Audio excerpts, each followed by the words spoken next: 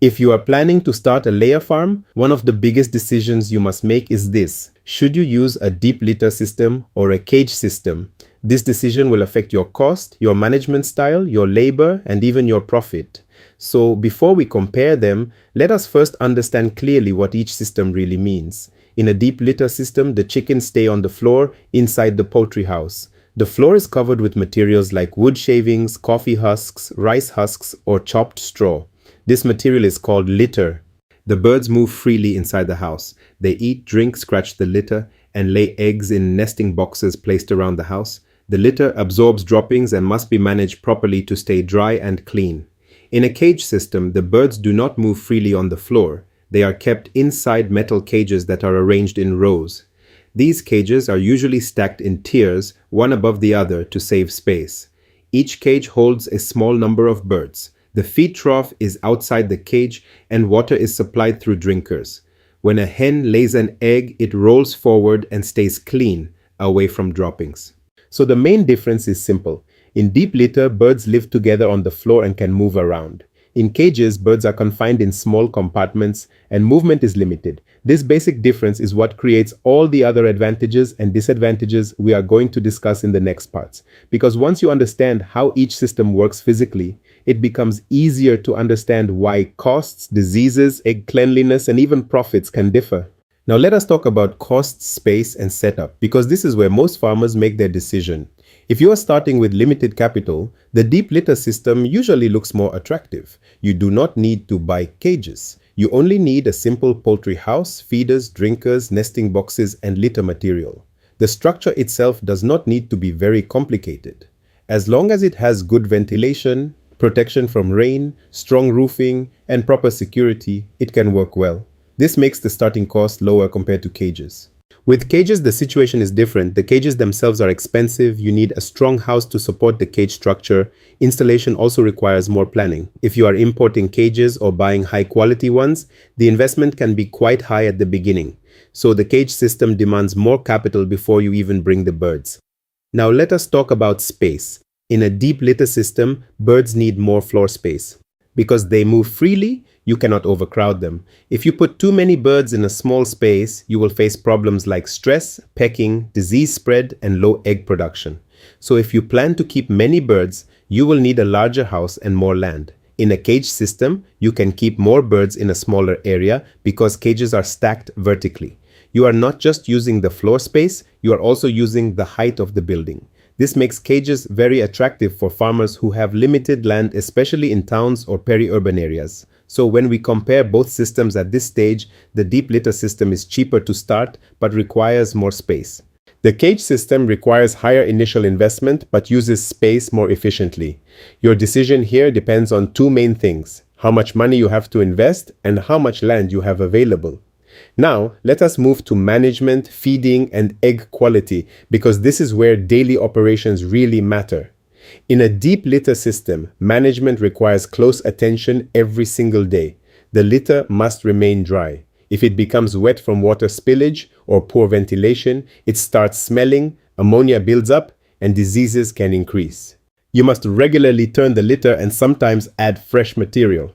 Egg collection also requires more effort because hens lay eggs in nesting boxes and sometimes on the floor if the nests are not enough or not well managed. Feeding in deep litter can also lead to some wastage. Birds scratch the floor naturally. When they scratch near feeders, feed can spill and mix with the litter. Over time, this increases feed loss. And since feed is the biggest cost in layer farming, even small wastage affects your profit. In a cage system, management is more controlled. The birds cannot scratch the feed because they are confined. Feed is placed in troughs in front of them and wastage is usually lower. This improves feed efficiency. Each bird eats from its own space, so competition is reduced compared to deep litter. Egg quality is another big difference. In deep litter, some eggs may get dirty because they come into contact with litter or droppings, especially if management is not strict. Dirty eggs require cleaning, and some markets do not like that. In cages, when a hen lays an egg, it rolls forward and stays separate from manure. This keeps the eggs cleaner. Cleaner eggs are easier to pack and sell, especially in commercial markets where presentation matters. So in terms of daily management, cages are generally easier to control and monitor. Deep litter requires more supervision and good management skills. If managed well, both systems can produce good results, but the level of attention required is different. Now let us talk about disease, mortality, and bird welfare. This is a very important part because even small health problems can quickly reduce your production and profit. In a deep litter system, birds are in direct contact with their droppings. Even though the litter absorbs moisture, the manure is still inside the house. If the litter is not well managed, it becomes wet and allows bacteria and parasites to multiply. Diseases like coccidiosis are more common in this system because birds pick from the floor while eating. Worm infestation can also be higher if hygiene is poor. Another challenge in deep litter is cannibalism and pecking. Because birds move freely together, weak birds can be attacked by stronger ones. If stocking density is too high, stress increases and pecking becomes worse. In extreme cases, you can even have smothering, where birds pile up in one corner and some die. In a cage system, birds are separated in small groups. They do not walk on manure because droppings fall below the cages. This reduces the spread of some diseases, especially those transmitted through contact with feces.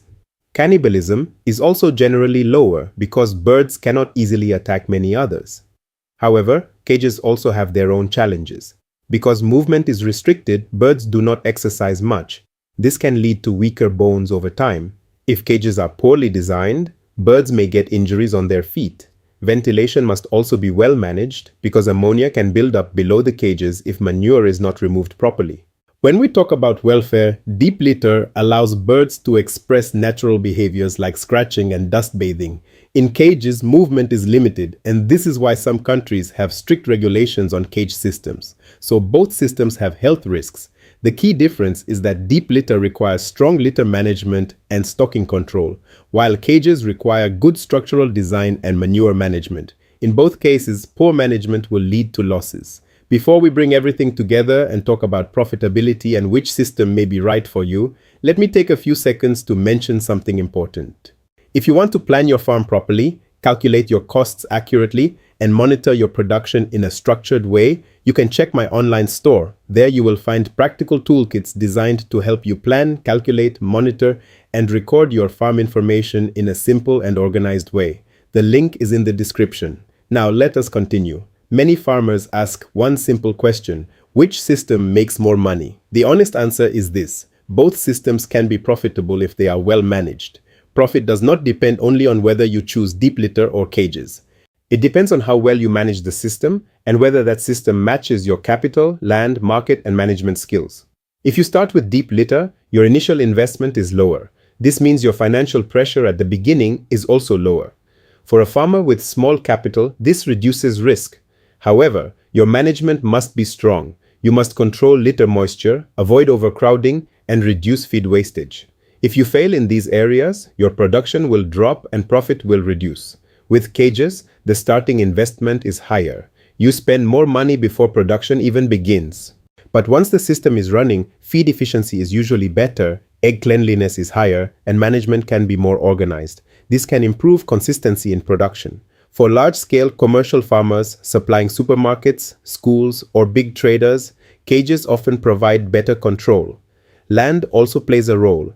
If you have plenty of land and limited capital, deep litter may be practical. If land is limited, but you want to keep many birds, cages may allow you to maximize your space. Another important factor is your management style. If you prefer a system that allows birds to move naturally and you are ready to supervise closely every day, deep litter can work very well. If you prefer structured, controlled production with less movement and more efficiency, cages may suit you better. So instead of asking which system is best, ask this question: which system fits my capital, my land, my market, and my management ability? At the end of the day, the most profitable farm is not the one with the most expensive structures or equipment. It is the farm that is properly planned from the beginning, carefully managed every day, and consistent in production week after week. That is what truly makes the difference between struggling farmers and successful ones.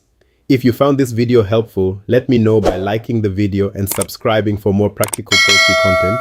Now go ahead and watch the next video appearing on your screen so you can continue learning and improving your poultry farming journey.